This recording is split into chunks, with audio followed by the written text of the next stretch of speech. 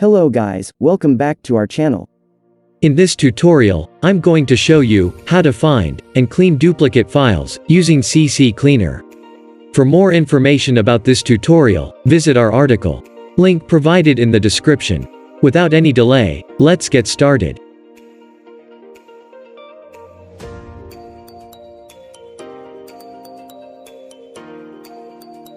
Firstly, we have to download CC Cleaner by visiting to their official website.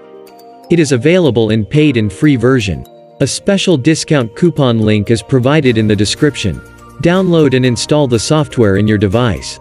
Open CC Cleaner. Click on Tools. There you will see Duplicate Finder option.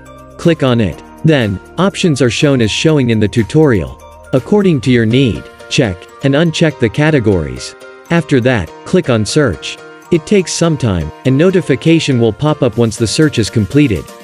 The duplicate files are shown as a list.